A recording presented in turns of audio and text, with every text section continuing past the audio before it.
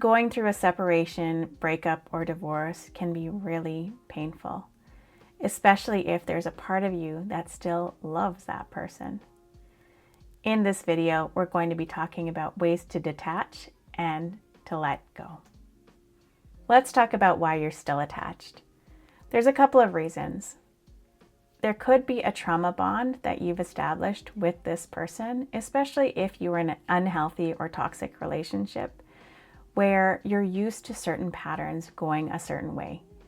And now that that person isn't there, you're not getting those chemical hits like dopamine or oxytocin, and it can be a really hard withdrawal process. It's almost worse than withdrawing from drugs.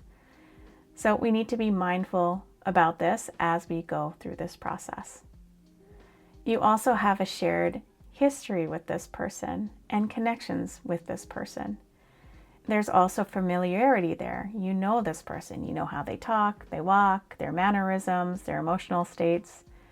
And so it can be hard to let go. The number one thing I see when it comes to a lack of detachment or letting go is really the fear of moving on. Change can be scary. As we just talked about, we know this person, we know their family, we know their histories. And to start brand new with someone new or on our own can be really, really frightening. Now that we know the why, let's talk about the how. The first thing we need to do is stop romanticizing old memories. Again, this can be challenging because they're probably really pleasant memories, but you're not with that person right now for a reason. So let's verse ourselves in the reality of the current situation. When you start romanticizing those memories, write down a list of the reasons why you are no longer together. Did this person not treat you well? Was the relationship dead emotionally? Did you not feel connected to? Did you not feel validated? This can help us anchor the reality of the current situation. It's really important to stay in the present. In line with this, we're going to name the traits that we don't miss. Are you glad to not have to pick up socks anymore off the ground? Are you glad that you don't have to deal with belittlement or criticism?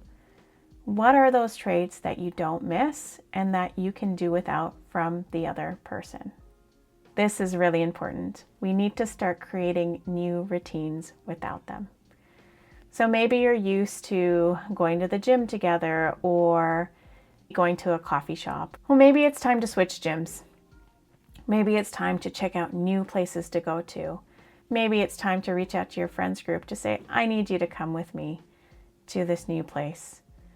The more we can form new patterns and routines, the more we're going to start associating those familiar places with that person. The last tip is to either go no contact or low contact.